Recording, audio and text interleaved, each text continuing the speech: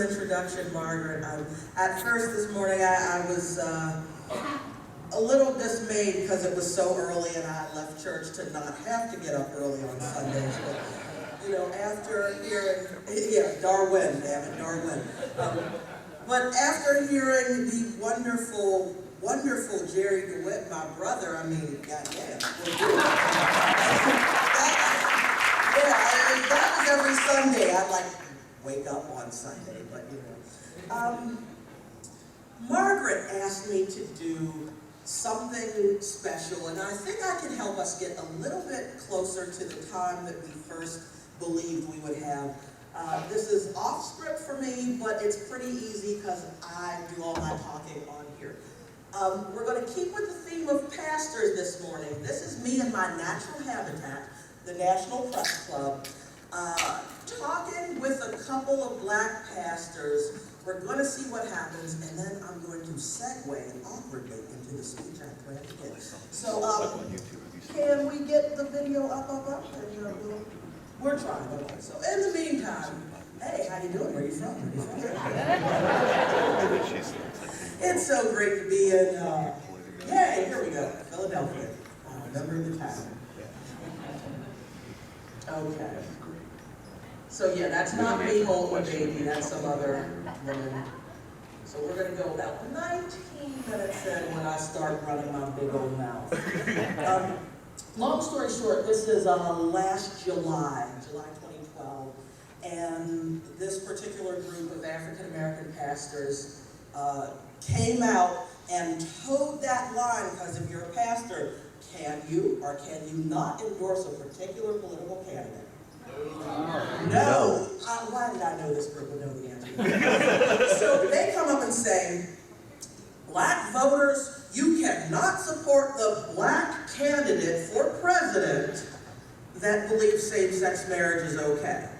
Well, you know, the question came up, well, who should they support then? Well, we can't tell you who it is.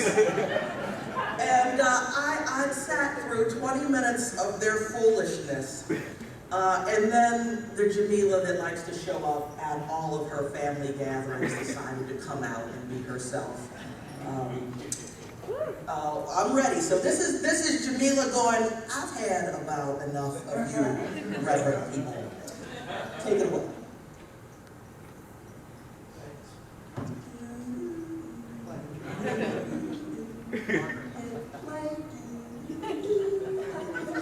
I call them sisters and all of the other names that I could call them. We don't do that. We're not that. We just believe in what we believe and we stand for what we see. Don't put names on me if you don't want them to put on you. What is God's position on polygamy? Well, I think you know that this is not about polygamy. This is about same-sex marriage. This is about your, I need you to define for me, please, the biblical definition of marriage.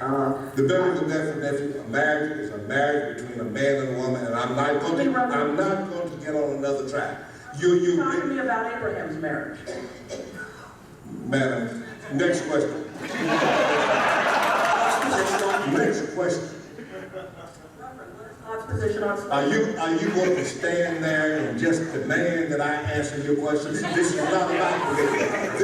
This is about same-sex marriage, and I will not do any different. Reverend, you said that you would answer questions about marriage. Yes, sir. Your remarks, you said that President Obama. Yeah.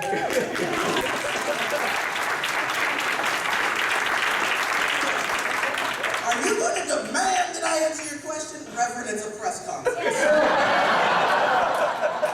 Would you please have this woman removed? I start looking around because I'm kind of the sergeant at Rose there. Like, who's going to throw me out of my house? This is my house, you know.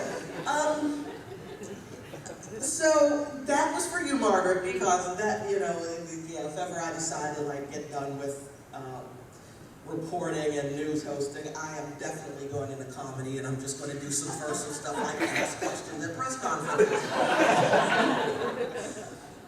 The title of my talk today is Alone Together, Finding the Strength Together in Our Individuality. Unfortunately, And I'm really glad I got to follow my brother Jerry because he summed it up really well. Yes, we are individuals. Yes, we have to find, party. Yes, we have to find our own way home. Yes, we have to find our own place. However, there are a whole lot of us with very similar stories. There are a whole lot of us who are feeling the exact same way. We're experiencing the same things, but for whatever reason, we don't know that our brother over here is hurting the same way that we are. Our sister over there needs to hear the same thing we need to hear. Those of us who have the luxury of being out, I can't not be loud. So, I'm louder than most. I'm outer than most. But everywhere I go, I see other parents raising kids like me. I see other daughters who are having the same struggle with that mother that wants them to pray, even though she knows it's going to be one of those prayers talking about emissions like mules. But she still wants you to pray. In order to find our unity, we have to tell our stories. In order to find our unity, we have to be willing to be our authentic selves. Now, yesterday, David Silverman talked about you got to use the word atheist. You got to come out and say, this is who I am. People can't love you if they don't know you. You can't love yourself unless you're, that's, keeping it clean. You usually need to be the authentic, fully human self to experience the fullness of your own life and the lives of folks around you. My bias is that I'm a storyteller. I'm a fact-based storyteller. I am a journalist. That's what I like to do. I like to tell these stories. And in doing that, we really do realize that we genuinely are a unified people. I hate that thing about atheists, getting atheist organizers like herding cats. Number one, I'm allergic to dark-colored cats. I'm racist in that way. Brown and black cats make me sneeze. Calico's not so much. White cats I can play with all day. I'm sorry I admit my bias, but it's on a biological level. But the thing about this is, that's not true. That's absolutely not true. We are proof of it here. Whenever we look to other organizations that are having meetings and having these kinds of things, it is absolutely not true that you get us together. Or that you can't get us together, rather. Reason rattle. Now, where's Jamie here? Yes. Hi, Jamie. I need a volunteer for this portion of the talk. I wouldn't have missed it for the world. Wait, say that one more time. I wouldn't have missed it for the world. Yeah, okay, so the reason rally. How many people, Jamie and Swift, were at the reason rally in Washington, D.C.? Jamie and Swift, please. I only know, I have it on good authority, that the number that I read off of Shelley's bio that I used for my intro apparently was overly conservative. Yes, it was. 20,000. Okay. I live in Washington, D.C. I cover news in Washington, D.C. When I decide to have a play date, I meet on the National Mall with friends. When I decide to walk my chunky butt to work, I walk on the National Mall. I know what that mall looks like. It is literally, actually, my backyard. And when they tell you that there were 20,000 there, or 25,000, or 30,000, they diminish you. That is a damn lie. We were at least, there is no way we were less than 45,000. I know what crowds of that size look like. It is my job to go down there when organizations sell t-shirts so that they know how many t-shirted people showed up at a time. I know how many lampposts it is to the very back of that crowd, and I can count how many lampposts, where people are densely packed, that gives a 25, a 35, a 45,000 people mark. There is no way we were fewer than 45, and I am purposely underestimating that crowd because, thanks to the Reverend Louis Farrakhan and his Million Man March in the year, what was that? That was 1995 Million Man March. The National Park Service no longer gives adequate, they won't do crowd sizing anymore because the Farrakhan people said we were 1 million, the Park Service said 300,000 lawsuit. Now they don't do it for anybody. But I will tell you this much, and this comes back to we're telling the same stories again and again. Does it do any good when any group gets to say, oh, those atheists had 20,000 people, whatever, that's a small number? Or does it do a better job for us to say, that's what you tell us, we will not be diminished? Pew, oh, please let me finish this book I'm writing. Pew Research Centers, they're really good, but they are undercounting us. They are not asking the questions appropriately to get us to say that we are without the belief in a supernatural higher power. Thank you. Yeah, I'm not the only one saying that. Pick up David Leos's book, Non-Believer Nation. He gets into some of that. Statistically speaking, I do not exist. Black women in this country are the single most religious demographic there is. We out-tithe even Mormons. Yes, we do. And we're doing it wrong. We're tithing on our gross rather than our net. And that's a huge problem because the average net worth, and I understand, average net worth, there's me and there's Oprah, whatever. But the average net worth of a black woman in America is $5. Assets to liabilities, $5. And we out-tithe everybody else. Feels lonely to not exist. Feels lonely to not be counted. But when I start doing some interviews and asking some questions and saying, okay, yeah, you're spiritual but not religious, what does that mean? Do you dial 911 when your house is on fire and ask for a man to come save you and a firewoman to come save you? Or do you just pray because your faith is so strong? What do you do? You call. Yeah. Who you gonna call? Oh wait, wrong song.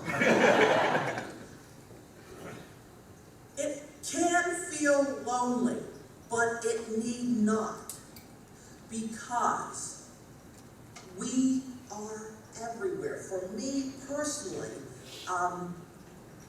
it's really, really fun to go all over the country, and I can't wait till I get to the point where I no longer hear, I thought I was the only black woman who didn't believe it. I'm going, honey, yeah, you and me both.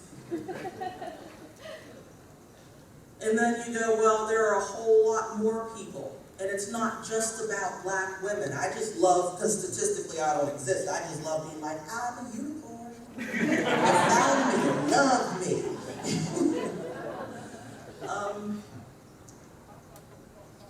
When we look to this country and we look for the spiritual leaders, what I played a little earlier is unfortunately what many people experience. It's not just what they think of, it's what they know. When I think of my brother Jerry, when I think of my sister Teresa, when I think of all of these other Clergy Project folks, and people that don't even know about the Clergy Project, and I think about all of these people around this country who don't know that they are not alone, it makes me want to double down, and actually I do. Every time an event happens, like, I don't know, a filibuster in Texas, did that have anything to do with religion? Well, hold on.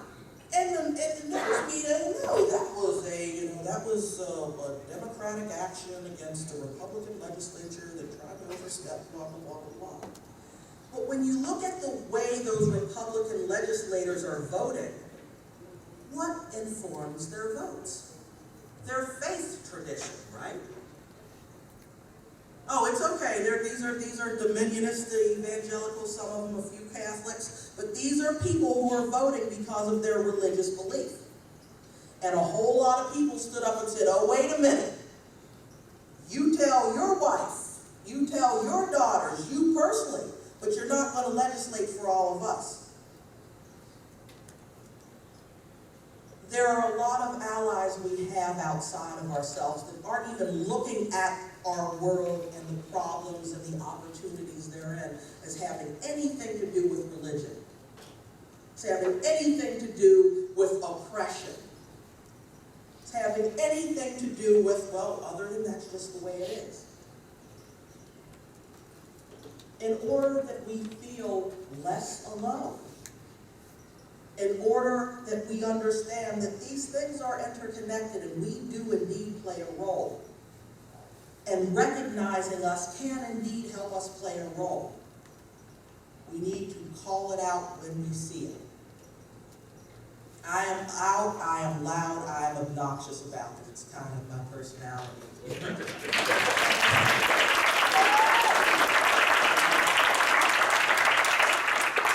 But I needn't be as alone as I am.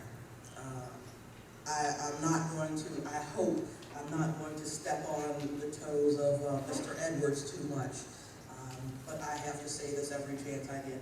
If you can write an editorial for your local paper, if you can call up a talk show and say, hey, actually, this has nothing to do with blah, blah, blah. This is because our legislator is a religious person who wants to impose her religion on everyone else. You make a difference.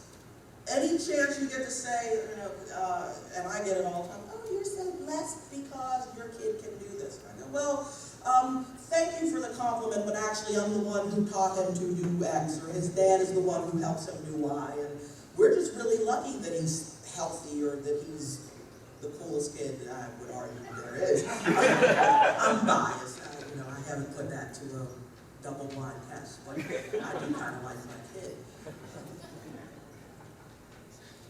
We need not believe that we are that unique. There are 7 billion of us. I mean, they start to do similar things after a while. We're not alone. There are a whole lot of people sitting in their own little places trying to find the home that we are all trying to find. And if we tell our stories, use a reporter. Take a reporter to lunch. Can't guarantee you'll get a story in, but they will take your calls next time. Seriously, reporters and food. It just works. If we can help to tell our stories more. For those of us who can be out, if we can come out and use that atheist word. Put an atheist pen on a really cute kid, it totally messes with people's minds. If you're really cute, put on an atheist. If you're not cute, just be who you are.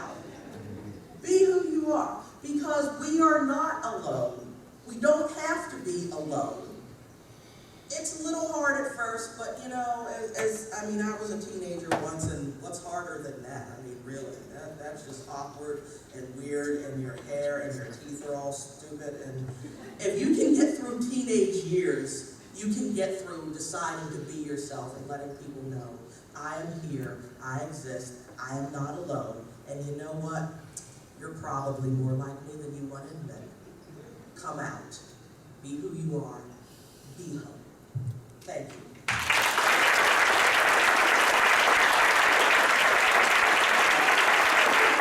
Awesome convention. Thank you, Margaret. You were wonderful.